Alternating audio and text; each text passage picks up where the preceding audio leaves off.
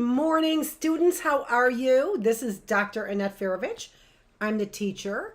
We are here in the critical thinking classroom. And so that you know, because we're still relatively new, even though we're on day 50, yay, day 50 for our classroom. I'm really happy about that. And I'm happy with the number of people who have been coming and visiting me. Although I know that those numbers are not an accurate reflection of what is going on, because I said I am going out there and I am getting all kinds of comments. Some of them good, some of them not so good, right? Because I say a lot of political things that this area just does not like. But what I do know is that there are way more people watching than what it shows on those numbers. But again, you know, those numbers have to be for... If we depended on those numbers, right, and there's a great, what's it called? Black Mirror. Black Mirror. There's a great episode on Black Mirror about people who are, in fact, a lot of them really are about, working towards getting those likes, or, a lot of them are about technology. So something that, goes awry with technology. And what that ends up doing to you when you get those or are dependent on those thumbs up, those likes, those kinds of things, right? What ends up changing about you when you are dependent on those things. And so that has everything really to do with regulating our emotions. You could think about it for a minute, right? You can think about it for a minute and just think about, maybe just take a minute and think about how you are when you get online. Okay? So, and think about your typical activity that you do online.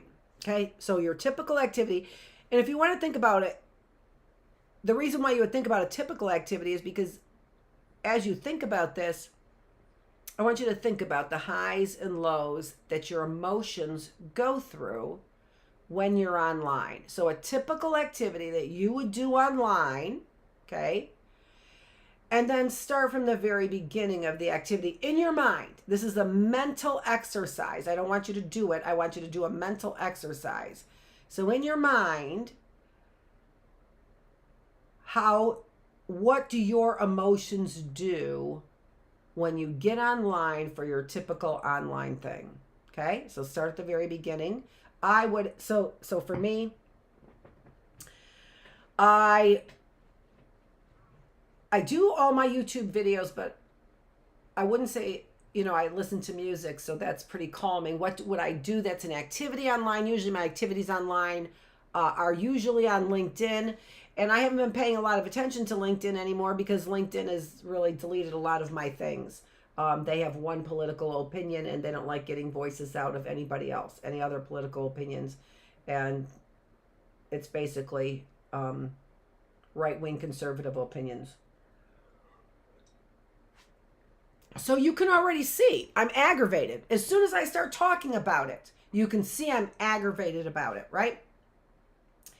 And you can see how we move down then our thinking, how our thinking goes from, the first initial thought of LinkedIn, and then it goes to, but I don't use LinkedIn very often, and then my reasoning, right? And then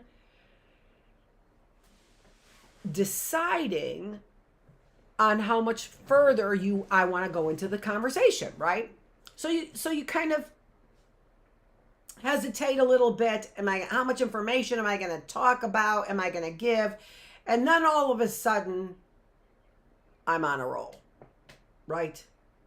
Now you've got the whole story. Now I'm getting the whole story, and the emotions are coming along with that story, right? Right? What it was a Bernie Sanders article. It was an excellent Bernie Sanders article about the PP the PPP plan, right, for the COVID, right? So the monies that we got back for the COVID and how it was spent, all the amount of money that was wasted. 80% of those COVID dollars went to people who didn't need the money. Only 20% actually went to those people who could use that money. It was, and for COVID reasons, it was just a mess. No checks or balances at all. So you can kind of see what ends up happening to our system. And then, okay. And then as soon as I start talking a little bit of politics, what ends up happening? So remember what this class is about. This class is about finding out who you are. This class is geared towards the age of around high school students. And it is about you discovering yourself, right? So in order for you to be able to have those kinds of things like self-esteem, like confidence, right? Happiness, low depression, low anxiety. That's what this class is really working towards. And the best way for us to do that, to get those emotional outcomes that we're looking for, is to figure out who we are. So we really have a strong focus on identity. That's what you're doing at this stage of the game. You're developing your identity. So in doing so, now I want you, like I said, I want you to think about what your emotions when you do something is typical as getting online, but in particular, how you feel when you get online. I want you to start, there's two things about this. I want you to be able to start examining your emotions more closely, right in the moment, right in the moment. Start examining them. What was the precursor? What happened before the emotion that you want to examine, right? And then what happened after the emotion that you want to examine, okay? What brought the emotion about? And then what were the consequences of that emotion, okay? All right, so that's what I want you to think about in order to help you better identify your emotion regulation, all right? Now it's going to slow things down for you. That's going to slow things down for you so that if I am stopping to think about the rise and fall of my emotions, that's going to slow that emotions rise and fall. Rise and fall. It's going to slow that down. It's good because your thinking slows the emotion down, right? Emotions are high, cognitions are low. Cognitions are high, emotions are low. When I begin to think about what are my emotions, when I begin to think about that, I elevate my cognitions, my thoughts, which automatically pushes my emotions down.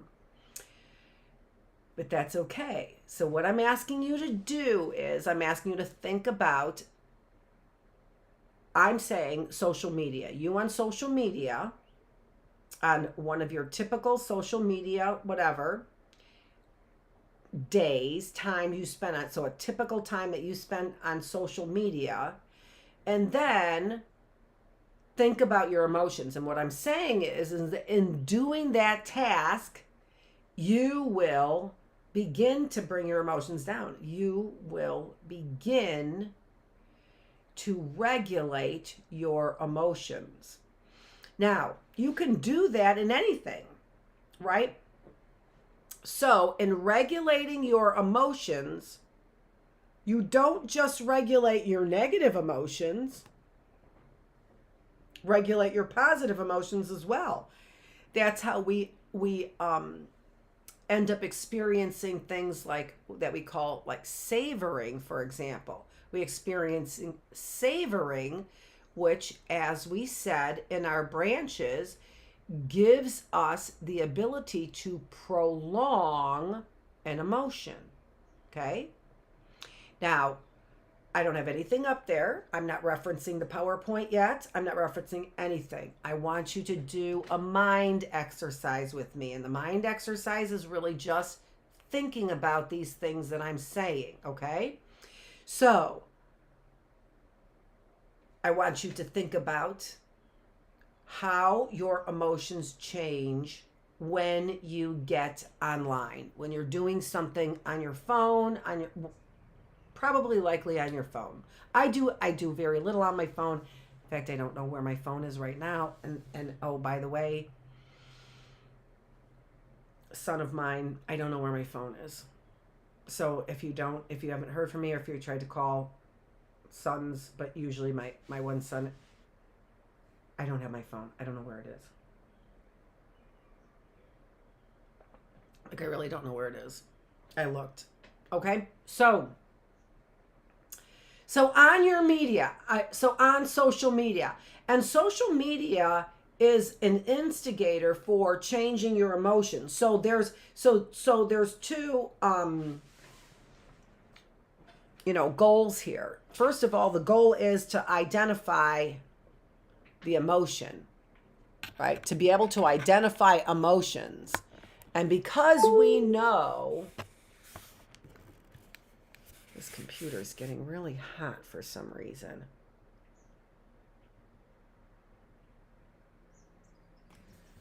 And I don't know why.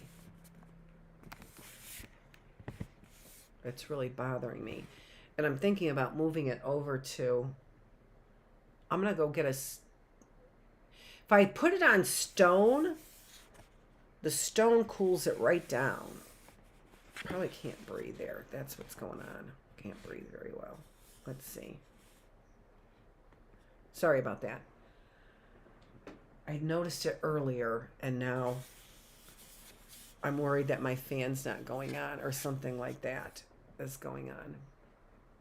Okay. All right. So in our social media is a great way to learn how to regulate your emotions, because it generally does generate emotions. It generally generates more negative emotions than it generates positive emotions. And so really increasing your ability to, or improving your ability to be able to regulate them in a common space that commonly brings negative emotions up, positive emotions down in that space is a really, really good idea. Okay? But as I said, in doing so, you will change your emotions. You're going to change your emotions. That is regulating. The very process of you attending to how your emotions change when you are on your social media. The very nature of you attending to that, paying attention to your emotions while on social media, will change them. But it will change them for the better. They will be regulated. You will be regulating your emotion by raising cognitions, and then emotions will reduce, right? Your emotions will be significantly less intense. That's a good way to say it. That's a better way to say it. Okay, all right. So let's go back to our slides here. I keep up all these old slides, as I've said to you. So what do we have here? We're doing our series on emotional intelligence is what the series is on. And right now what we're talking about is emotion regulation. Now, I may have used that title before. I likely have used that title before. Maybe I haven't. But it is because it is key. This is the skill that we are learning. We are learning the skill of emotion regulation. I am going to go and close that window over there.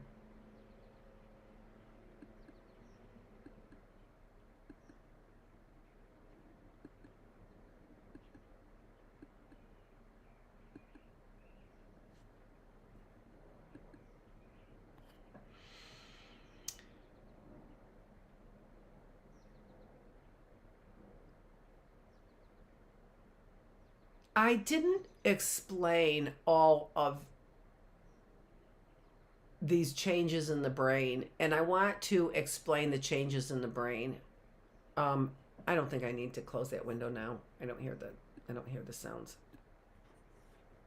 lawn mowing sounds and things like that. So I'm going to continue with this, and then I'll see if I have to close that window.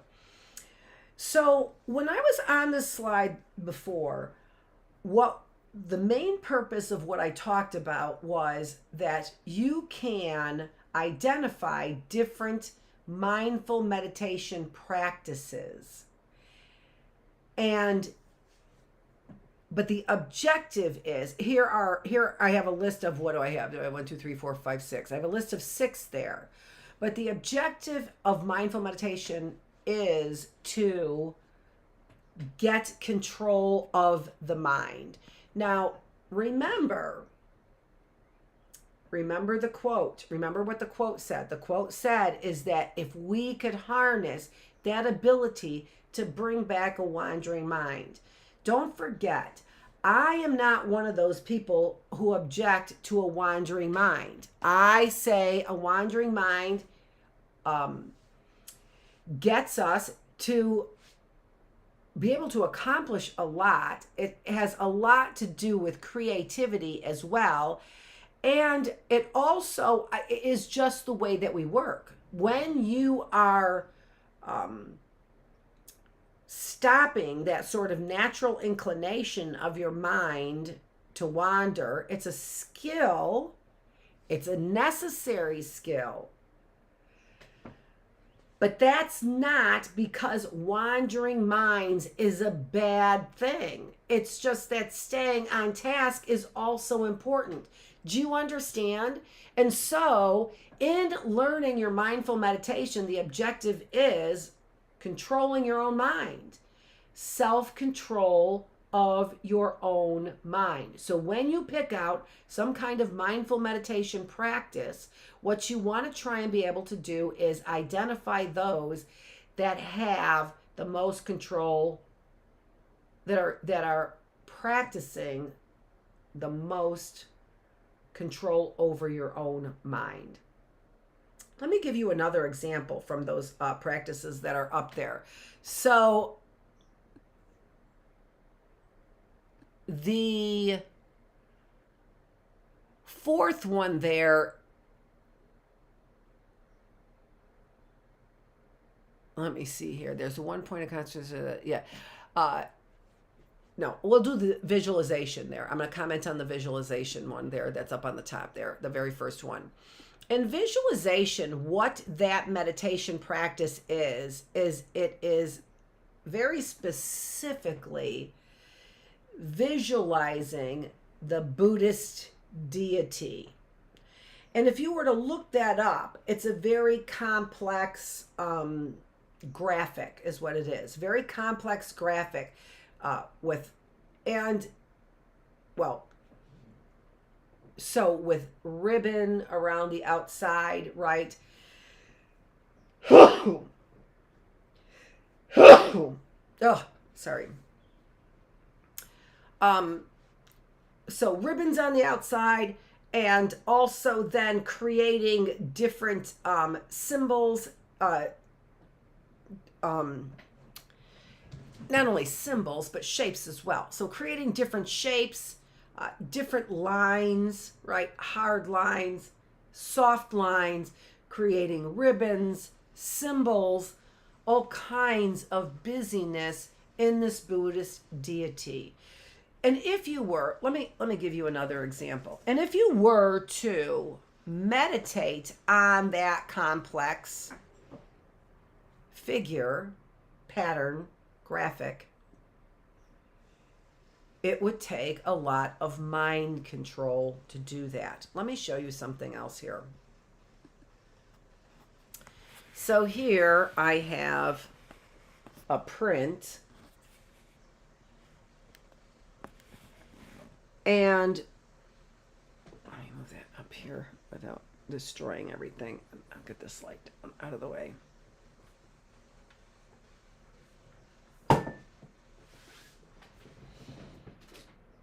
Now, if you you were to, oh, that's the other light there. Let me get that other light off. Focus on all parts of that painting, for example. So go from starting at one corner and then going to the other corner.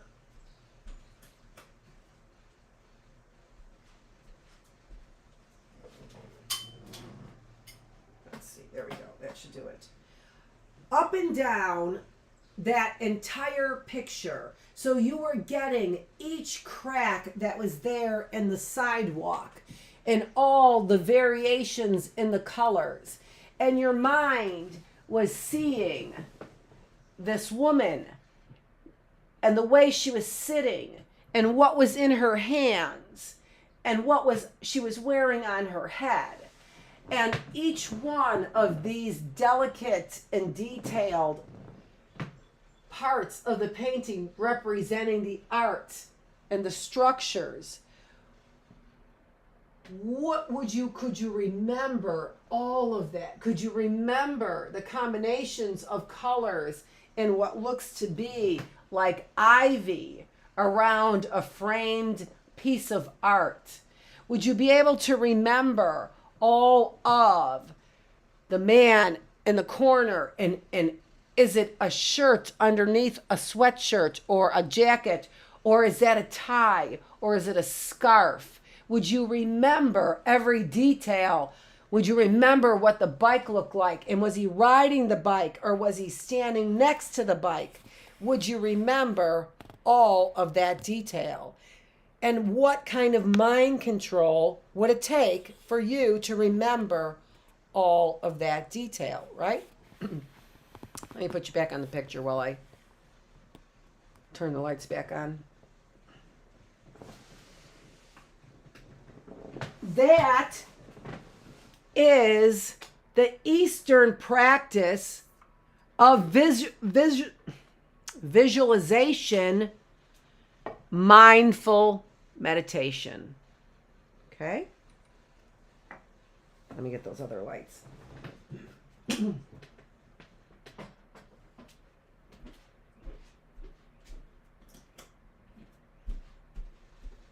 And again,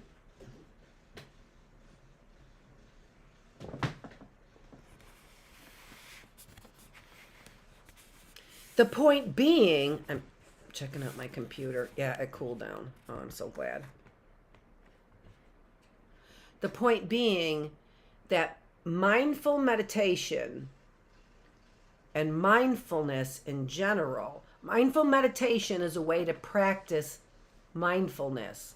And it's all about you getting control over your own thinking. Okay? So,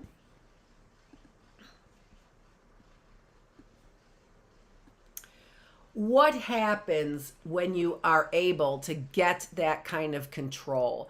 Now, we have already talked a lot about the physical health benefits of being able to control your mind. Just like the statement was made by William James about how important it is to get control of your mind, the faculty of voluntarily bringing back a wandering attention over and over again is the very root of judgment, character, and will. Is the very root of judgment, character, and will. And maybe that's the reason why we don't see a lot of people that have great character. Maybe it's the reason why we don't see a lot of people who care or are invested in moral behavior. Why wouldn't they be? Because it takes effort. It takes effort to make a judgment when my mind might wander to a place that makes it so much more beneficial for me to what? Go on autopilot, not sit there and think about it, not make a judgment. Again, I see this a lot. I see this all the time. What I'm saying here makes a lot of sense. But what I have out there is a lot of degradation, a lot of bitterness, a lot of criticism. What I really believe I've done and what I'm trying to do is be able to find a way that two different ideas, characters, whatever, can really work together, because what I know as a psychologist is that we all have the same desires. We all have the same goals. We want a life with family and friends and surrounded by loved ones that make us happy and satisfied. The end. The end. That's what we want. And so what I know is to get those things, you do need to have character, good judgment, and willpower. In order to have those things, you need, in order to have family and loved ones surrounding you and being part of your life, you need to have good character, good judgment, and strong will. To do what? To focus your wandering mind on what? On the details of the truth. Not on the easy thinking. Not on the easy thinking. Why is the exercise of you going online and contemplating your emotions a good start to this emotion regulation, emotional intelligence? Why is going online a good start? Because that's a great place for you to be on autopilot. That's a place where you are scrolling and typing and scrolling and thinking and pictures. You are on autopilot. And have you noticed that maybe you've been fed an awful lot of autopilot? Maybe you've been fed. Have you noticed that we have all been fed a lot of autopilot, right? Even people on autopilot are pointing their finger and saying, sheeple, sheeple. What is a sheeple? A sheeple is groupthink. A sheeple is autopilot. And let me tell you, anything you know about being a sheeple, it comes from the literature in psychology. Any facts that you know about being a sheeple comes from what we learn in psychology. So those people who are plugging their ears to what I'm saying because you feel convicted, you need to know that this is for the benefit of everybody. That this is for the benefit of everybody. Nobody's going to do it your way and only your way. Nobody is going to do it your way and only your way. So we got to figure out, number one, what do we all agree on? And we all agree on a lot. We all agree on a lot. What do we agree on? Well, life, liberty, and the pursuit of happiness. That's what we agree on, right? We agree that you should have it. You agree that you should have it. I believe or you believe you should have it. I believe I should have it. Are there people on this planet that you believe shouldn't have it? Right? I think that almost is problem numero uno, maybe. I'm not sure, but it feels like it's problem numero uno. Do you believe that there are people on this planet who should not have life, liberty, and the pursuit of happiness? And I'm just going to sit there for a minute on that, actually, because I haven't said that before. And maybe that's a problem. One of the things I'm thinking about is this a resource issue? Because a lot of times it seems like a resource issue. It appears on the surface to be a resource issue. But when you cut to the chase, it's just not. When people get satisfaction out of the demise of somebody else, that's not about resources. That's about something else. And so, are there people on this planet that you believe do not deserve their full rights to life, liberty, and the pursuit of happiness? You'd have to start right there.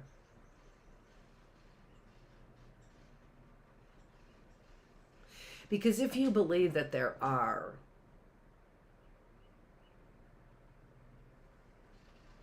it's un-American. It's just un-American. It's just is un-American. If you believe that there are people on this planet that don't have a right to life, liberty, and the pursuit of happiness, that is simply un-American. It is.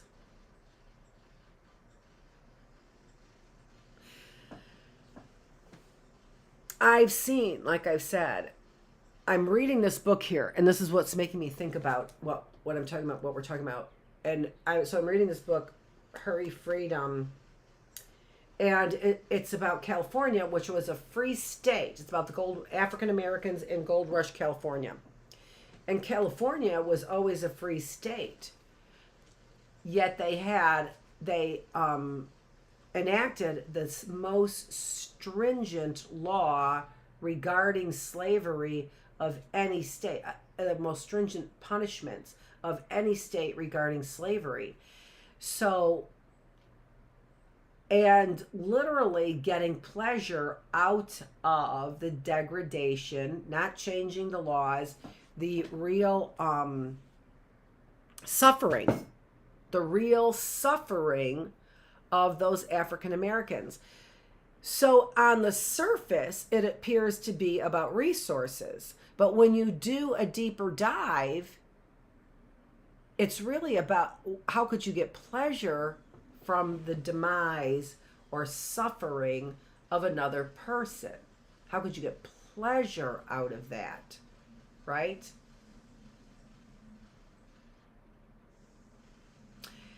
So I don't know. Sometimes I think that that's exactly where we're at. I was over at Loom yesterday, and I know that person was watching my videos, but had a smart aleck remark about them, about me and my videos. And it's just third grade humor from, I'm pretty sure that's you, Andy. And I get that you are, trying to appease your dad, but your dad's a psycho, and he's turning you into a psycho. And so you can, I have said TikTok. I get it's hard for you. I get it is, but I've said TikTok. TikTok. It's not funny. It's not funny. It's just second grade humor. You are just degrading yourself by trying to degrade others. Now, and if you think about that, think about that. I said you are degrading yourself by trying to degrade others. Do you believe that that's true? Do you believe that that's true? Do you believe, again, back to the life, liberty, and the pursuit of happiness, do you believe that there are some people who don't deserve that? Because if you did, then you would think that you would not be degrading yourself by degrading the person who is not deserving of those things. It really is. I don't like to use these words. It's so ingrained, not that word, like in your DNA. Whenever I think of it, something so ingrained in who I am, I think it is wrapped up entirely in my DNA. And it almost is. It almost is when you think that it is okay to deprive any group of people from life, liberty, and the pursuit of happiness. And every one of you that have been coming at me to shut me up politically, That's exactly what you are denying me my life, liberty, and pursuit of happiness. So you believe that some people are deserving of it. And who is that person? Who is that person? Because I would suggest you need to look at a pattern, right? Is it a single person? Likely not. Likely not.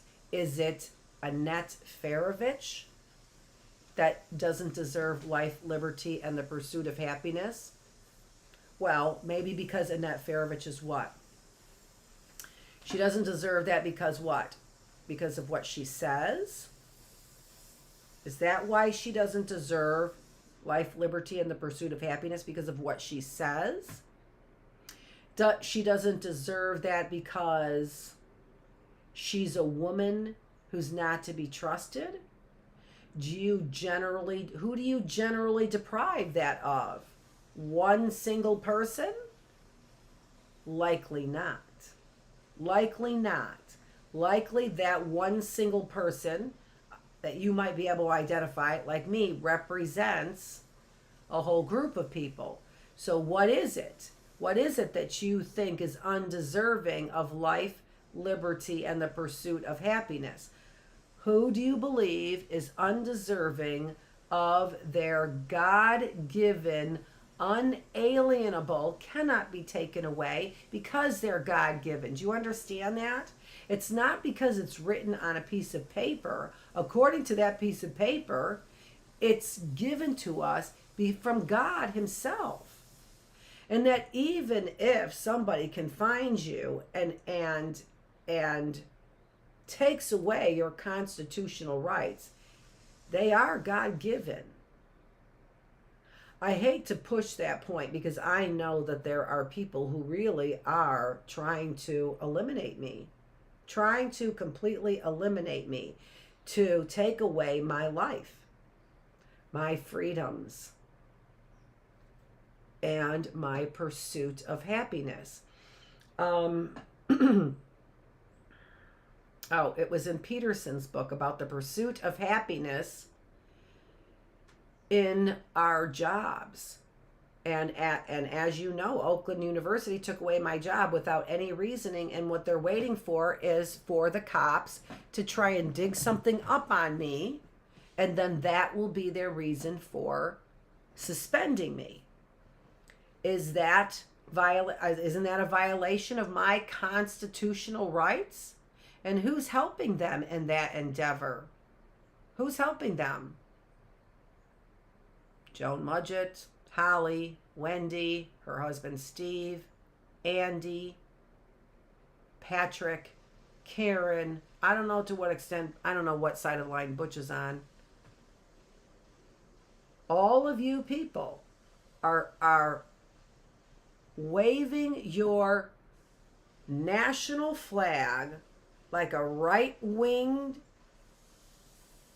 crazy person does, while you take away the constitutional rights of United States citizens. Why? Why? I know why you do. I know why you do. I know why those people do. I know it's because they are prejudiced.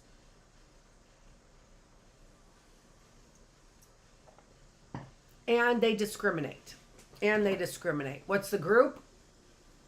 Well, for some of them, the group is me. But that's probably that's based on a lot of things. That's based on me being outspoken. That's based on me being part Mexican. That is based on my religious affiliations, all kinds of things that they believe I do not, just like when I was over there at in Walled Lake there at the restaurant. I'm not sure what the restaurant, like a beach something right over there. Just like the guy over there. Didn't think I had a right to be there. Didn't think I had a right to say what I had to say. Why? Why are you willing to take away somebody's constitutional rights? Because that's criminal. That's a federal offense when you do that. When I can't go into the bank and do my banking That's a federal offense. That's a federal offense. And why are people doing that? What they are doing is taking away people's constitutional rights. Do you think that everybody has the right to life, liberty, and the pursuit of happiness? Do you think everybody has that right? Because some people clearly do not. And if you don't, if you think that some people do not have the right, I don't care where they live. I don't care where they live on this planet as a human being. If you believe that some people do not have the right to life, liberty, and the pursuit of happiness, who are those people? Who are those people that you don't think have that right? And then, as far as the emotion regulation goes, the anger, the degradation, the injustices that go, if you believe that people don't have constitutional rights to those things, then you will freely violate those rights for a certain group. So, I have to get this because it's getting a short here. And this is overheating as well. That was overheating as well. It's a warm day in Michigan. It is. So is there a group that you believe do not deserve the right to life, liberty, and the pursuit of happiness? You may think that they're only deserved of the American citizens. And so you therefore believe that people of other countries are not deserving of those rights. There is no regulating those emotions. How can you regulate those emotions?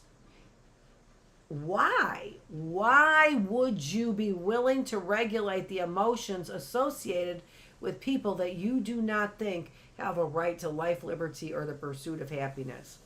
This is the reason why we see people that say morality is dead. Nobody cares about morality.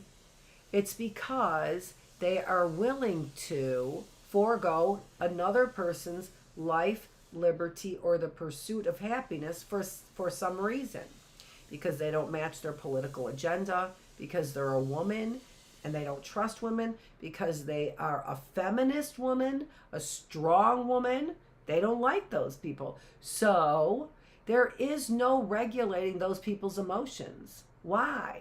Because they don't care about judgment,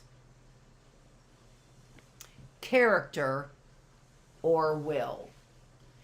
If you deny somebody, if you are willing to deny anyone or a group of individuals their constitutional rights, then you don't really care about good judgment, character, or will. Now, I'm not talking about individuals who lost their constitutional rights, because that should also occur through good judgment, character, and will, right? So I'm not talking about individuals who are incarcerated, although that can also fall under what I am talking about. I don't want you to use the excuse that incarcerated individuals are you supposed to, whatever.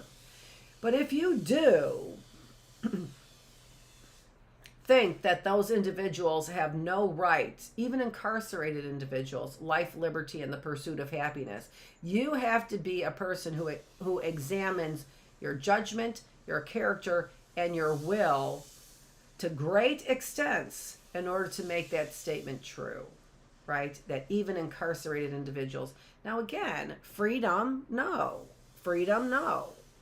I'm a liberal, but a liberal has never been a person who says there's no consequences. A liberal just may differ on the types of consequences. Look at what we've done with our jails.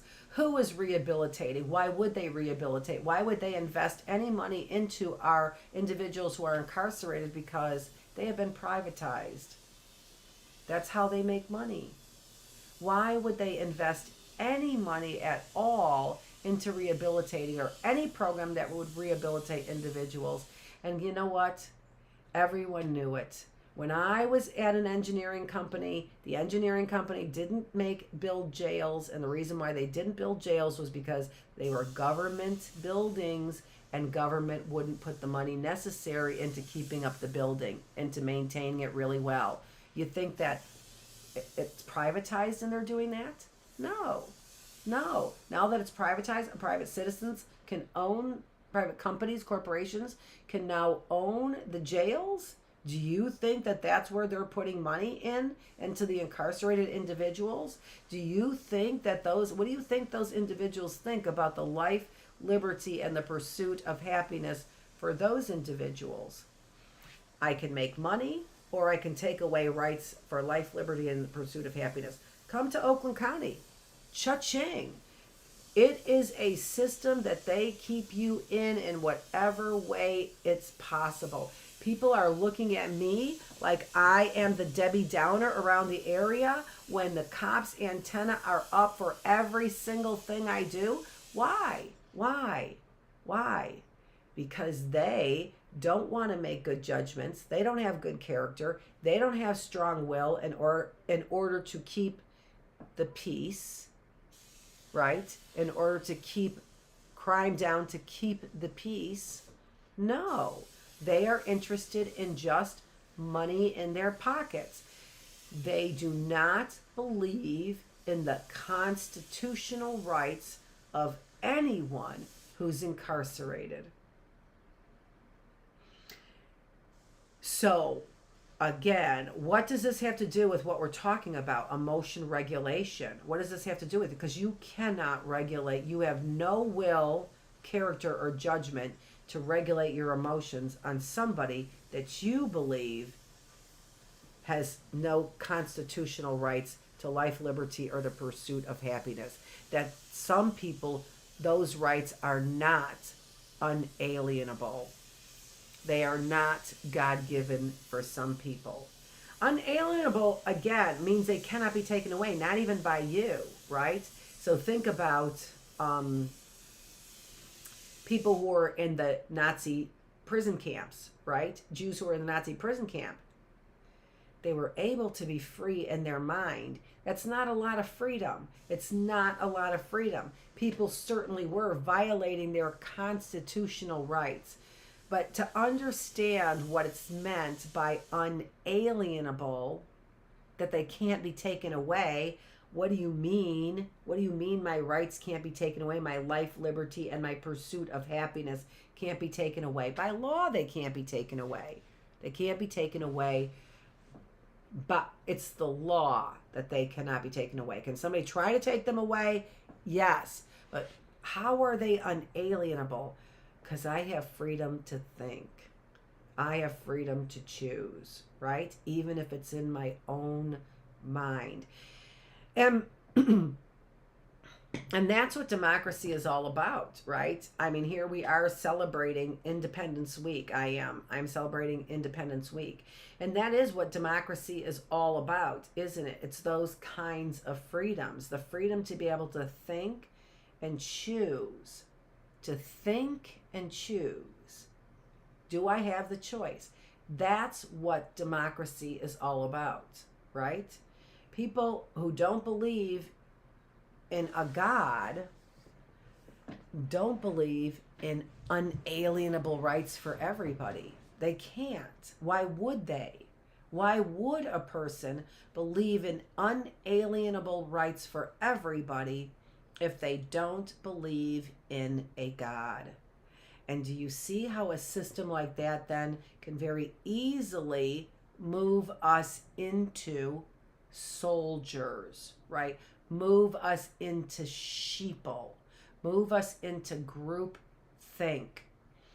There is only one way out of that, and it really is through mindfulness. We've attached a fancy word to good judgment. We've attached a fancy word to good character. We've attached a fancy word, mindfulness, to strong will. We make those in times that we believe are deserving, in circumstances that we believe are deserving. We make good judgment. We have good character. We have strong willpower. We have those things when we believe in a higher power, and then we have the ability to believe that for everybody. When you say to me that morality is dead, you do not believe in a higher power over there, wines, whatever. You do not believe in a higher power if you think that morality is dead or that nobody cares about it. Because that is the very essence of morality, that we have rights that cannot be taken away. And they are God-given. That's why I can't take them away, because they're God-given. Do you understand how important a belief in something greater than ourselves is? How important that is in mindfulness? It is the very foundation of Eastern philosophy, Eastern thought, Eastern spirituality, that there are things that are greater than us, and it is demonstrated in their mindful meditation. You cannot accomplish the goals that you want to accomplish in this exercise, which is only a composite of what you need to do in life in general, right? Be mindful, make good judgments, because you care about character, and you care about, and you have the will to do that, to carry that out. It is completely intertwined with morality. Our Constitution, our constitutional rights, and our ability to have those things: life, liberty, and the pursuit of happiness. We cannot get those things without good judgment, without good character, and without strong will. Somebody is just not going to hand them to us. We have to have those things. I know. In fact, they'll take them away from you if you don't have good judgment and good character and good will. They'll take them away from you, and they'll call you a worker bee. They'll make you a soldier. They'll make you a sheeple.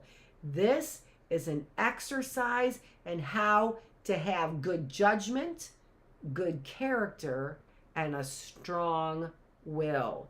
Why? Because it is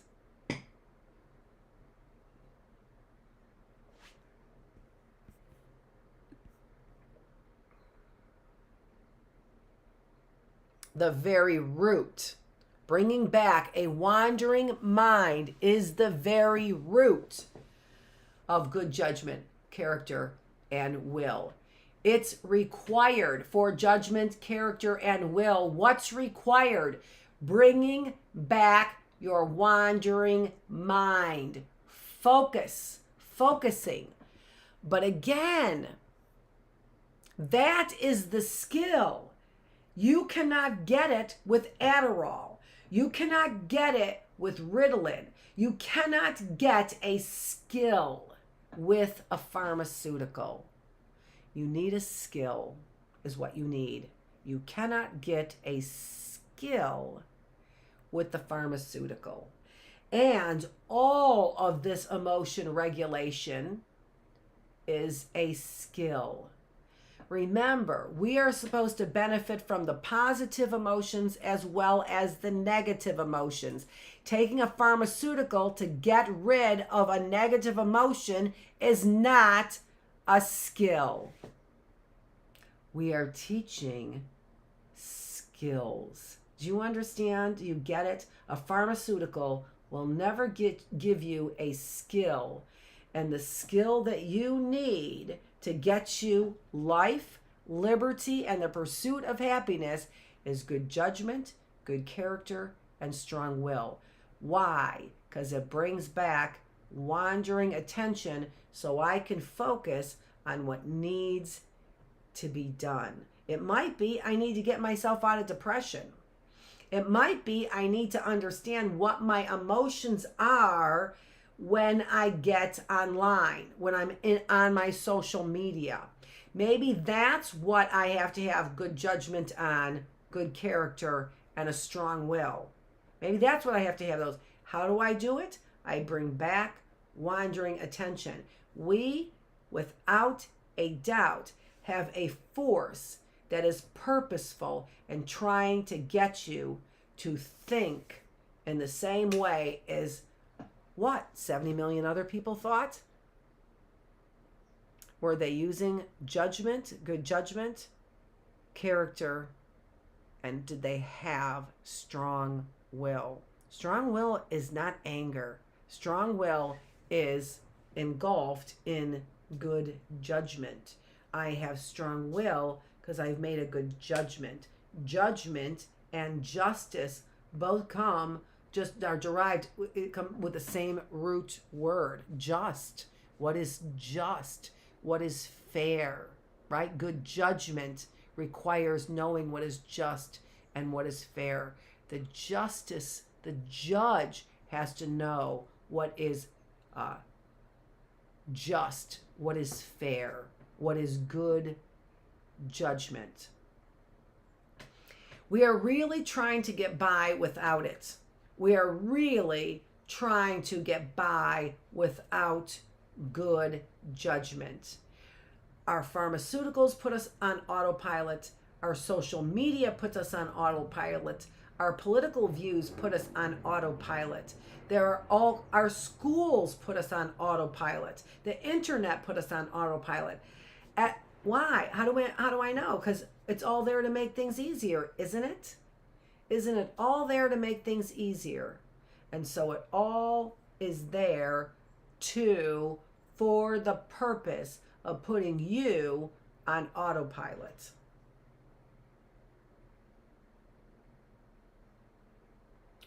This is Dr. Annette Feravich with Healthy Mind, Body, Spirit. And I am the teacher. I haven't said that a lot. I usually don't say the company name so much. But I am the owner of Healthy Mind, Body, Spirit. And the classroom is all about making sure that your mind and your body, well, I'm going to say your mind and your spirit are feeding your body so that we are physically strong. We are physically strong enough to have good judgment, good willpower, and build good character. This is Dr. Annette Feravich. I am the teacher. Thanks for being here and joining me here in the classroom. I'll be back here with the spiritual classroom, spiritual connection classroom. We're going to be talking about, does God experience anger? Of course he does. Of course he does. But we'll get some quotes down and some scripture down so that we have a better idea of when